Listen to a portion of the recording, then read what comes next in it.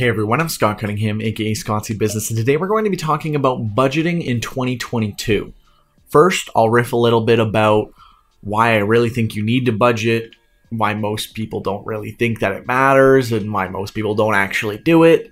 And then I'll go through actually how you would set it up if you really just don't know how, and that's your reason for not really starting.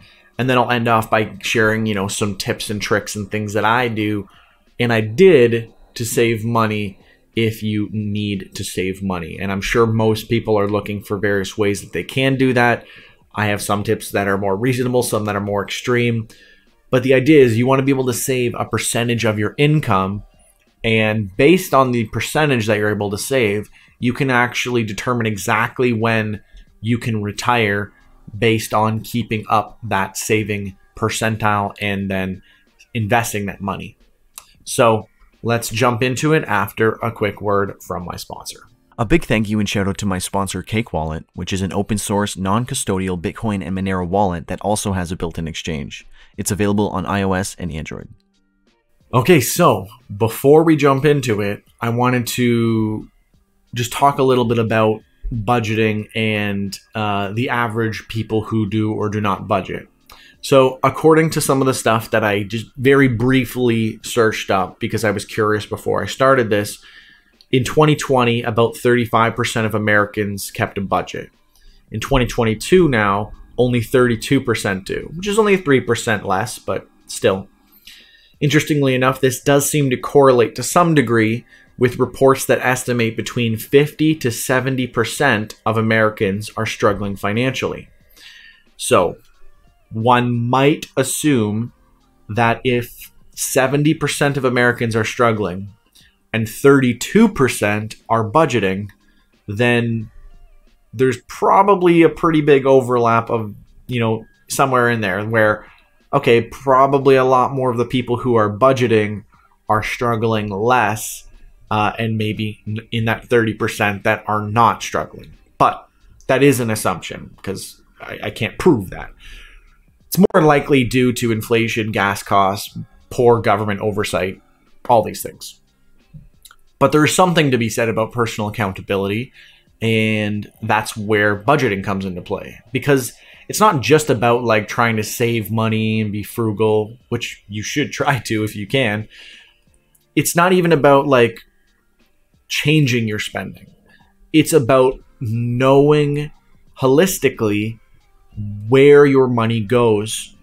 Even if you don't intend originally to make any changes, just understanding where your money is going is a benefit in itself. Just knowing how you're actually spending your money is very useful information. Because again, even if originally you don't intend to change, maybe when you see, wow, I'm spending 20% of my yearly income on Uber Eats, and you'll think, maybe I need to budget and say only once a week am I allowed to order Uber Eats. It comes down to willpower, obviously, keeping up with your budget, all these things as well. But at the beginning, it's just getting it all in front of you and having a holistic view of your finances as a whole. And again, whether you actually intend to try to improve your finances, this is always going to be the first step. And for most people that I talk to who are struggling with their finances, one of the first questions I will always ask is, do you have a budget? And they will say no, largely because almost no one I know keeps a budget. But it's always the case that people are struggling with money tend to not have a budget because they also don't like talking about finances. And that's another thing. When I started to really embrace personal finance and budget, invest, save, all this stuff that I started doing 4 or 5 years ago, it all accumulates together. You have to be okay with talking about finance, even if you're doing poorly, because if you can't talk about it, how are you going to learn? How are you going to improve? How are you going to get tips and tricks and things from other people if you're unwilling to discuss it? Because, maybe you're doing very poorly with your finances, you're not budgeting, you're ashamed, whatever it happens to be. even if you're just talking about budgeting with someone, like, oh, how do you keep your budgets? Like, what are some tips you have? You don't necessarily need to say, oh, I'm doing very poorly. You can just talk about finances without having like a stigma attached to it. And that's a big part of it, because I can't remember who said this. It might have been Robert Kiyosaki, who I'm not a huge fan of, but he has some interesting wisdom in Rich Dad, Poor Dad. And he said, poor people don't talk about finance. And it keeps them poor because they can't get out of their rut that they're in, because they don't talk about or find a way to get out of that. They just talk about other things, and they don't have any focus, or it's not a part of their daily life. A lot of what budgeting is trying to help you with is just being very mindful of your spending and your finances and trying to integrate it more into your everyday life. Most people say, oh, what? Like, I know how much I spend. You know, I go here and I go there and I spend my money, and I have enough to make it to the end of the month, so it's fine. You know, I generally have an idea. It's like, great. But you can't optimize something if you do not track it. This is just obvious, right? Like, if you're a runner and you don't track any of your times, but you run every day, maybe you're getting better, but you literally cannot know that you're getting better if you're not tracking it. And you say, okay, well, maybe I track it once a month. Okay, well, you could track on the monthly if you are doing better, and that would still be better than not tracking at all. Thus, you could only do your budgeting once a month, and that would significantly better than doing it not at all, because now you at least have some idea of how well or poorly you're doing, and now you know where you can make improvements. So the only way to make improvements is to first start tracking. Same thing with your weight, with literally anything, right? So that's obviously the first thing. Then you can start optimizing it. And we'll talk about that after we get into it. Right now, we're going to jump into actually how do you budget and what would that look like? I've got my link in the description to this template that I've created. I'm sure there's better templates out there. There's apps that you can use. There's a million different ways to do it. This is just a very, very simple way to track your expenses just using an Excel sheet. Mine's way more complicated because I include crypto and my taxes, and it's just a mess. But this is the template that I'm going to give you guys. So we've got your title at the top, the expense, so whatever we're actually talking about, how much it's costing you monthly, or if you have a yearly cost and it's not every month, or you want to look at how much it costs based on the yearly amount. There's a lot of ways you can do this, right? And then your overall, what you actually spent, and then estimating that throughout, you know, you find your monthly cost, times it by 12, get your estimate for the whole year. And then this gives you an idea of how much money you're going to spend this year. And then you can track how much you're actually spending. And then what I also like to do is, after you've done a full year, I take the previous year and I put it in another column to the right. And then I compare how I'm doing this year versus the previous year. Because obviously, I'd like to try to cut expenses where possible. But it's always good to compare not just week over week or month over month, but year over year is also very good to look at as well. So all you really have to start doing here is say, okay, so you put in $140, and then it'll automatically tally it all up at the bottom of each of these categories. And then you've got like the names of each categories on the left here. And it could maybe be a little more optimized, because it looks like this is the spend for this, but it's actually the spend for the above section. Anyways, you go through and you start adding everything up, right? $60 on my phone, $1,000 a month for rent, $200 a month for utilities. My rental insurance is only 15 bucks. You know, I used to pay $180 a month for my student loans, spend $100 on gas, $166 on my car insurance. And I know all this stuff just because I'm so on top of my budget. So it's all just like mental now. And eventually, ideally, you could get there too. Groceries is about $400. I say $450 now because of inflation. Administrative, I wouldn't put anything for these. These are more like one-time expenses. Administrative is like renewing your ID, things like that. Stuff that you have to do. Generally, the first section are important bills and things that you have to do. I mean, you can't not renew your license, and you can't not pay for car insurance, etc. So now we know that I absolutely have to have $2,311 a month to be able to afford my lifestyle each month. And then as you go through each month, you'll add your payments once you've actually paid them, and then the second month, and so on and so on, and you will just add them up and see if your estimates are actually accurate. You can rejig these at the end of the year, or 6 months in or whatever, to make sure that they are accurate and that you are tracking along based on what you've actually estimated. So the idea here is that, again, you can track and see where everything is being spent. You can see how much you're actually spending.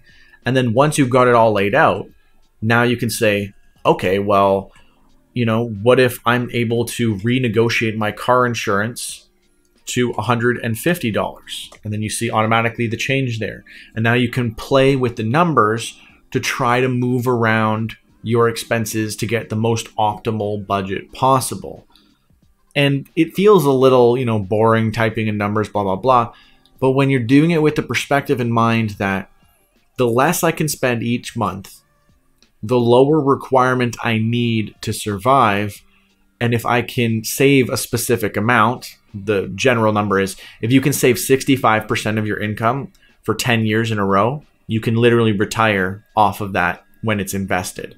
And that's pretty impressive. I mean, it's 20, it depends on how much you're spending, obviously. So if you're spending a lot less, then it's going to make it much easier to achieve that. And I mean, most people are not going to even come close to 65% of their income saved. Most people, 10%, maybe not even that. But I've been really pushing hard. I mean, this year I've been slacking, but previous years, 70%, 65%, 60% the last 3 years. So I averaged about 65% over the last 3 years. This year is probably going to be closer to 50, but that's well beyond the average. I mean, even if you aim for 30% and you get 20%, you're still ahead of the majority of people. So, don't worry too much about that, but it's a good way to help you get an idea of where you should aim for. Anyways, continuing on. Below your basic expenses, we have necessary extras. So things that you do need, but you're not going to, get your car taken away or be evicted or, not have access to communications, etc. So a lot of the things above you kind of need. Like, it's pretty hard to not have internet these days, as an example, right? But you could generally go without buying a lot of hygiene products. And I'm not saying, obviously, like you're going to just never shampoo and you're never going to shower. Obviously, that's not what I'm saying. I'm saying if it absolutely came down to it, you could cut a lot of these things out, or at least significantly cut down the budget. You could put water in your shampoo and extend the life of it. I'm not saying these are necessarily ideal, but if you're struggling and you're absolutely desperate for ways to save money, there are ways to do it. And I've just categorized this and ordered it in the way that it's easier for me to say, okay, well, I know if I really need to get rid of something, I can go to my discretionary fund and I can just like cut stuff out really easily. It's not really going to be that big of a deal. I'm not going to like it, but it's going to be easy to do that. You can organize this however you want, obviously, but this is just the way that I've approached it to make it easier for me when I'm trying to optimize for things. So say, every month you're spending $35 on hygiene products as a guy, maybe not even that much. Supplies and tools, let's say $15. Cleaning supplies, $20. You got your gym membership for $65 a month or whatever. Say you spend $50 a month, or maybe not $50, like $20 on medicine, 25, let's say. Travel expenses, if you take Uber or you go to hotels or do anything like that, That's more so of like a one-time expense unless you regularly take Ubers to go to the bar or do something like that. So I'll just say 0. Maintenance and repairs, I'll say 0 because it's more of a one-time expense. Clothing, for me, that's a one-time expense. It's not like a monthly expense, so I'll say 0. And then coffee, let's say I spend $20 a month max. I do need to, I guess I need to switch all of these to accounting. This will just take me a second. There we go.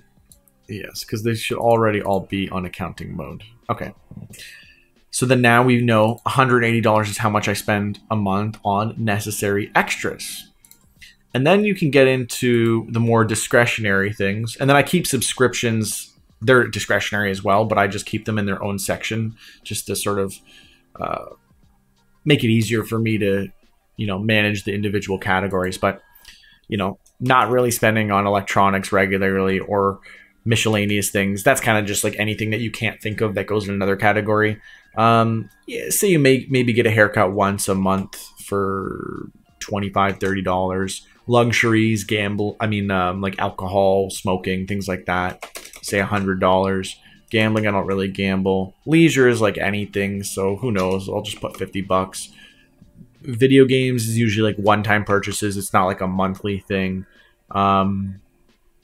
Junk food or eating out.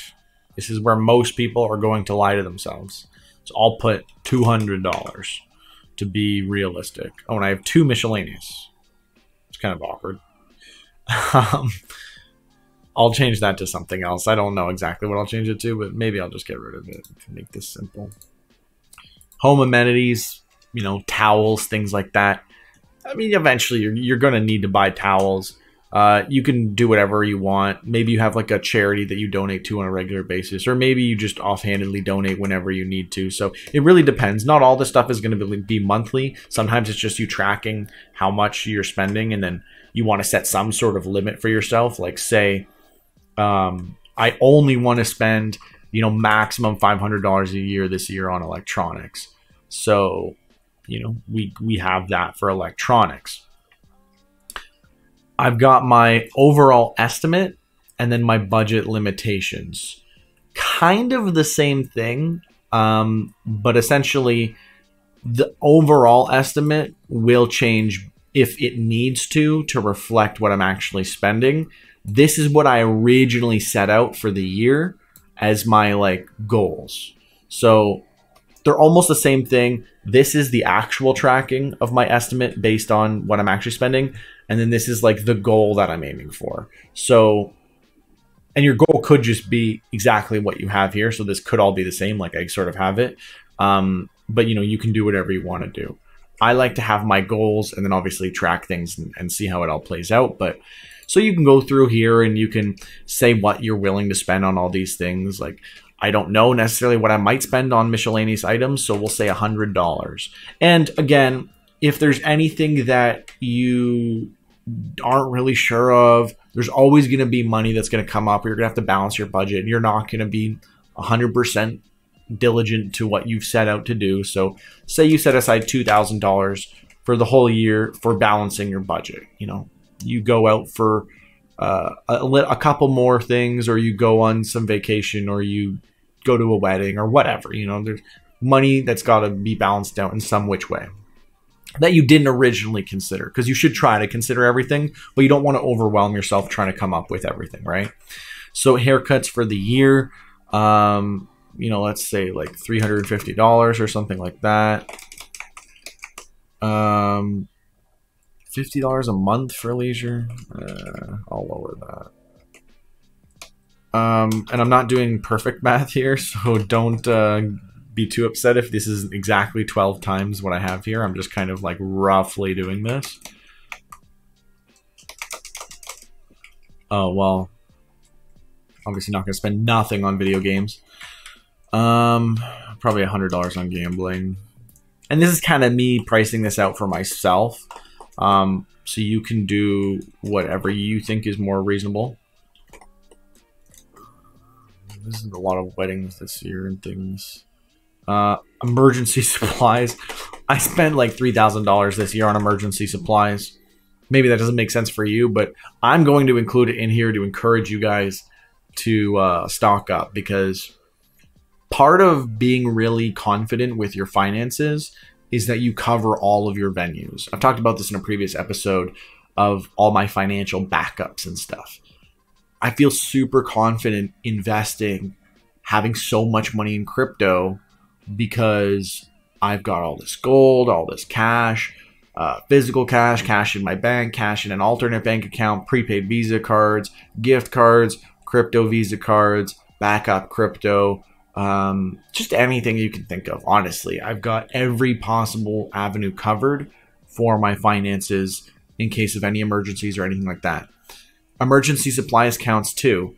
I don't want to have to rush to try to get supplies in the midst of a flood, power outage, etc. You want to be prepared for all of these things. So this is just another thing that, if you can, slowly I would start encouraging you to be buying extra cans of food when you go to the grocery store and stocking up, and just finding ways to prepare yourself for emergencies, especially with everything going on in the world today. So, and then you've got, Spotify, Amazon Prime, Patreon, Netflix, etc. $41,820 is the total estimate, which is quite a lot, but it's good because now you know exactly the amount that you need to sustain your current lifestyle. And you have a goal. I need to make this amount of money, or else I need to cut something back. You don't want to get to the point where you're near the end of the year and you've overspent $5,000, $10,000, and now you're maxing out credit cards and you're really digging a hole for yourself. What's much better is you've already planned everything out, you stick to your plan, and then you have leftover money each month that you can start building up a nest egg of emergency savings or whatever if you don't already have that. And then once you've got everything squared away, pay off your debts, you can start using that extra money to save and invest. Ideally, to build for your retirement and future things that you want to do with your life. So now that you've got everything mapped out, the big difference here is now you actually know where you're aiming. Because most people have no idea what they're spending, so they don't know what money can I put away and save, because, I've covered my budget for the month. I don't know how much is left, so people just spend, right? And this is the worst thing you can do. You go through all this effort, you optimize, you start saving in all these different places, and then now you've got an extra $200 a month, and then you just, go to the movies 4 times more a month now, and you just enjoy yourself a little bit more. Maybe that's all you want to do, but that's not going to be very, good for your finances long term if the whole point of this is that you're trying to better yourself in your personal finance. What you want to do is you get your budget set, and then you know exactly how much money you need each month. Everything beyond that gets saved. Maybe you have a tiny little bit of extra money that you can play with each month to make your life a little bit more fun and interesting. But then everything beyond that, 100% has to be saved and invested, ideally. So again, this really comes back to, you can't really be good at saving and investing and stuff if you don't know how much money you can put towards that. Because, for example, if you're spending a lot, but you're like, oh, I think I have money left to be able to invest and save, you invest in a stock, and then you realize it's closer to the end of the year, oh, I overspent, I need that money back. Oh, the stock is doing poorly, I'm going to sell at a loss, lose money, and just to be able to afford the stuff that I need. But if you had the budget, you would have known that already. So now you're not going to lose money by investing and then selling at a loss, for example, because you want to hold long term with your investments. Ideally, none of this is financial advice, but ideally you want to hold your investments long term. So you don't want to be putting yourself in a position where you need to sell your assets in order to pay for the things that you need. And the only way that you could really know is with a budget. The budget seems like such a primitive tool. And the most common thing that people say when I say, well, do you budget? And they always say no. And then I say, well, why? And they say, a budget's not going to help me out of this mess. It's just numbers on an Excel sheet. No, that's the tool that you're using. A shovel isn't going to get me out of a driveway full of snow. I'm going to do it with the shovel and dig my way out. In the same way that a budget might help you dig your way out of debt. And it really doesn't feel that way, and it feels really intimidating when you start off, and it really feels like, oh, you're just making me waste more time. I'm already struggling with, my finances. I don't have extra time to start doing this extra stuff. And it's like, okay, well, if you followed along with this video, I was able to just do this whole thing in like less than 30 minutes. And this is pretty much done at this point. I'll upload it like this, so you have general price points that you could go off of and then just slightly adjust it. I mean, if you're really lazy, you could just try to use what I've set out here. But ideally, you would go, okay, well, what's my internet bill this month? Okay, it's $150, so let me just change that to $150, etc. And you would go through and you would do that for every expense. And you would add expenses or remove expenses as necessary that fits your budget. And then I've also got, like notes on the sides, on the side of the Excel sheet and all that stuff where you can, add notes or whatever you want to do. And yeah, it all adds up, and it's extremely, extremely effective in improving your financial situation. And again, most people are not going to do this. I don't even expect 5% of you who are watching who aren't doing this to start.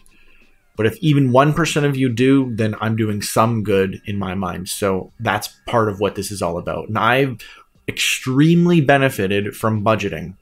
Budgeting was the very first step I took into improving my personal finances and, my journey into finance.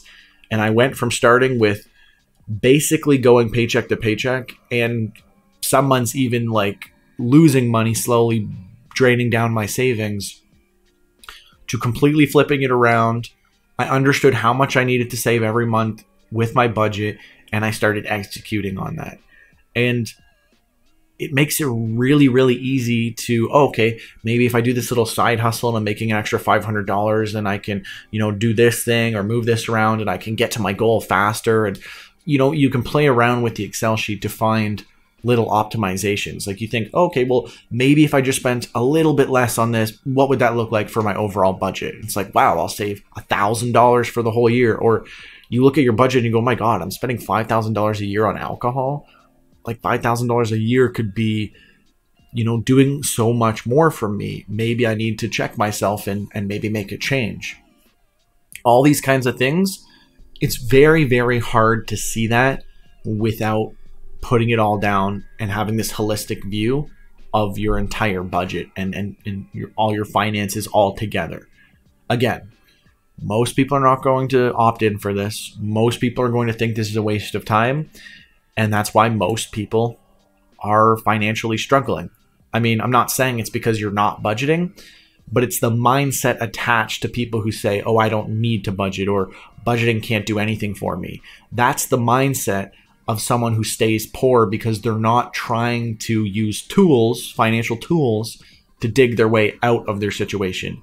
Even if you are so deep, you need to do, tons and tons of work and use many tools. This is still the first tool in the toolkit. You have to start somewhere. This is the easiest possible thing that you can start off doing. This doesn't cost you any money. It just takes you a little bit of time. And there's tons of apps and things out there that make this easy to do as well if you want to do it like that. I promised you guys I would give you some tips. So we'll talk about that before we end off here.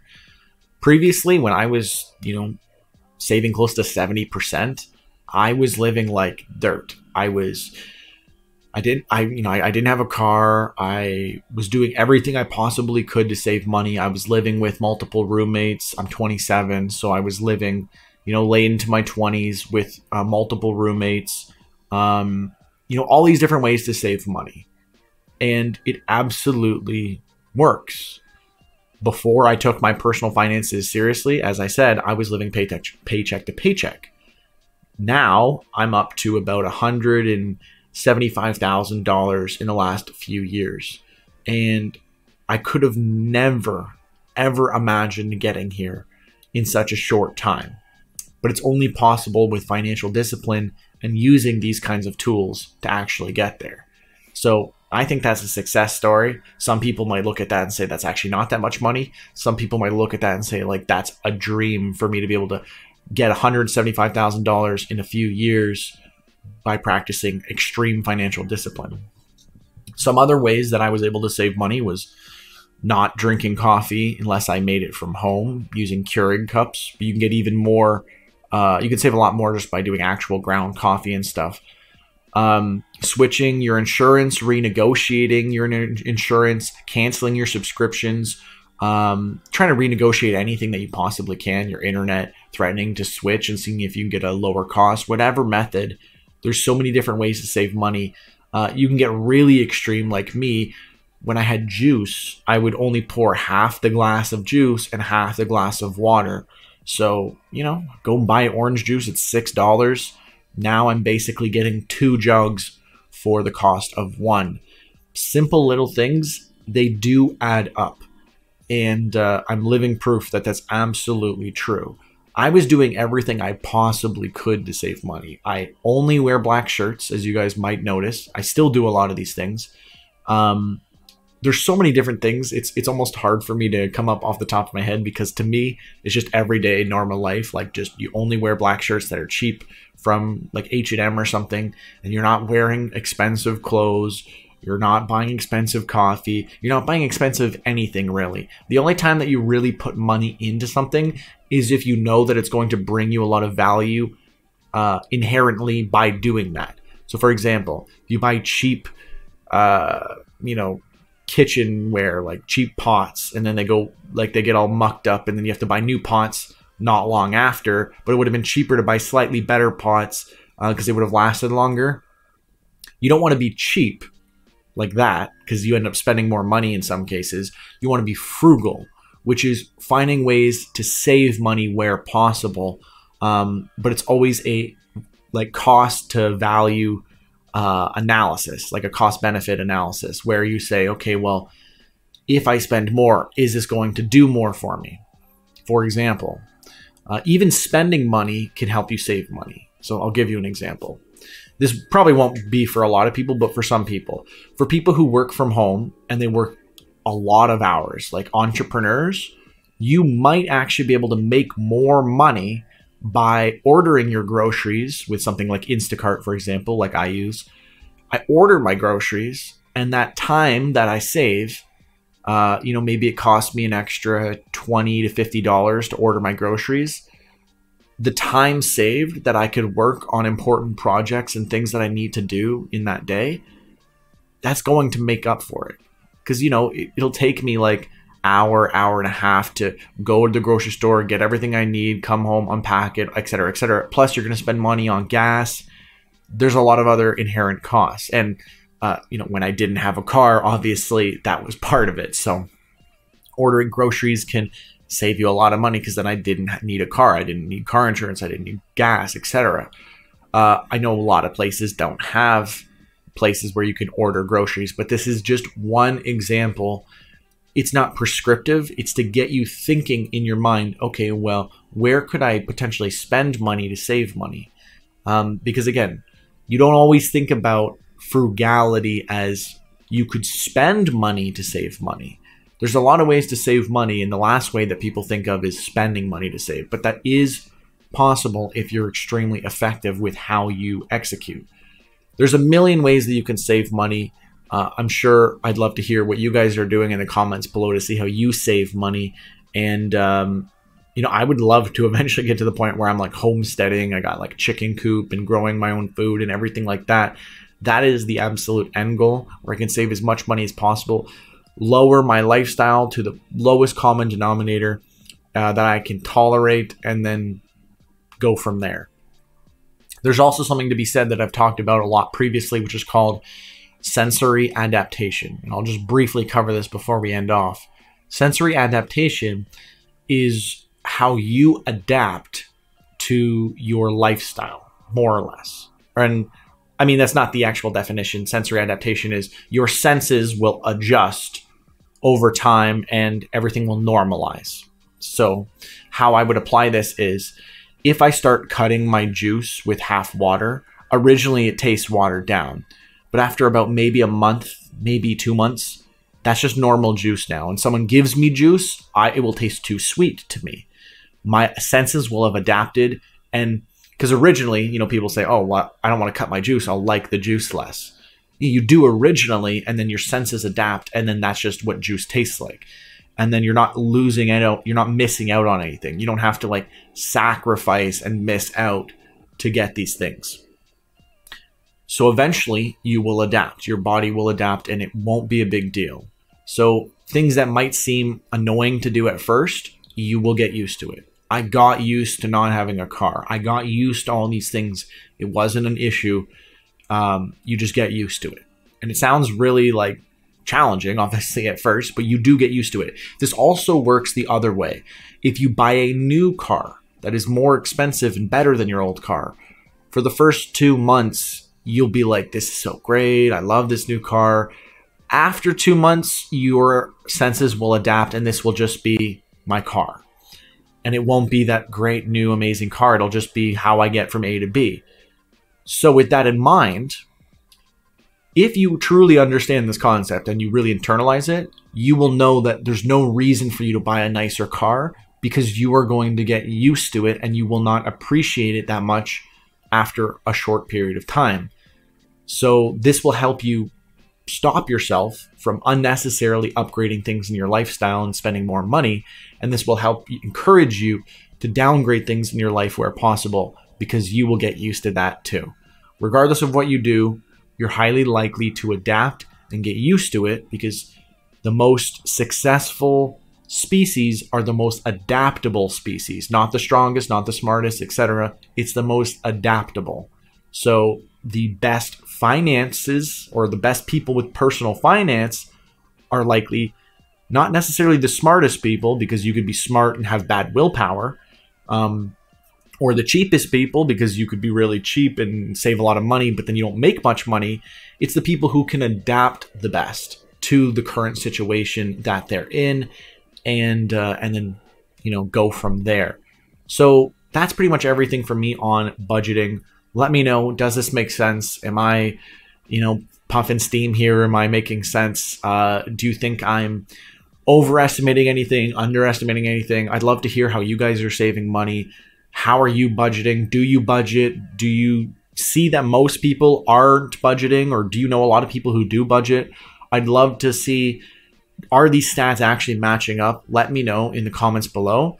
And also comment #1ham to let me know that you watched the whole video from start to finish. And that way I know that you watched everything.